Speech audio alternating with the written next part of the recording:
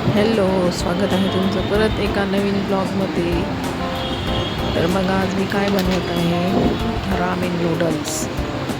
हे माझ्या बहिणीने आणले होते कामातून, तर घरी देऊन गेलेली बनवून खाण्यासाठी. तर मी पण एकाच वेळेस ट्राय केलं आणि आता हे कसं लागतं आहे आपण नंतर बघूच. तर आता इथं मी शिजायला टाकलेलं आहे. मीठ वगैरे काही नाही टाकलं, फक्त शिजवून घेतलं. आणि त्याच्यासोबत आहे ना 2 पाऊच आलेली, एक वेलचीचं होतं आणि एक मसाला होता त्याचा. तर इथं बघा आता झालेले आहेत शिजून आणि मी ते पाणी पूर्ण काढून घेतले आणि नूडल्स असे प्लेटमध्ये काढले होते. ह्या वेजीच आहेत बघा त्याच्यासोबत आलेल्या. तर आता हे आपण टाकून घेऊ आणि त्याचा मसाला पण टाकून घेऊ त्याच्यामध्ये. हे टाकूया आपण. आणि माझी मुलगी बघा कशी खाती मस्तपैकी. त्यांना नाही दिलं मी, कारण की ते मी असं आपण म्हणजे यूट्यूब चॅनलवरती इटिंगचे ब्लॉग बघतो.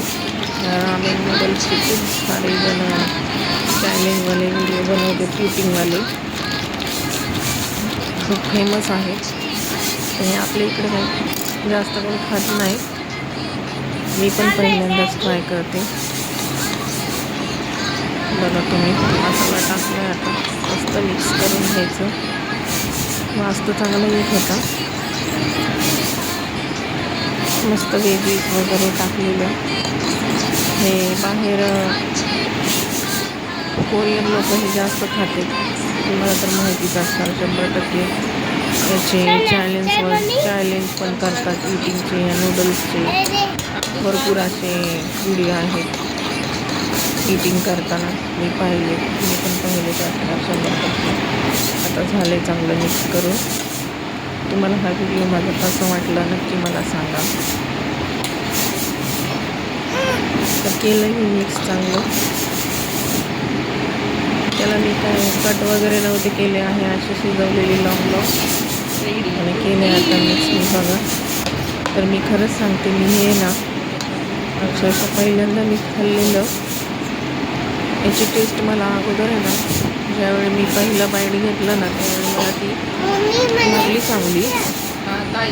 नंतर ते आहे ना कडवट खाल्ल्यानंतर कडवट लागत होतं ह्याच्यामध्ये. पूर्ण तोंडाची टेस्ट आहे ना बिघडून गेलेली. मी खरंच सांगते, आपलं घरातलं चटणी भाकर कधी पण भारी, त्याला तोडच नाही म्हणा. एवढं हे भंगार लागत होतं मला. हे अजिबात नाही आवडलं.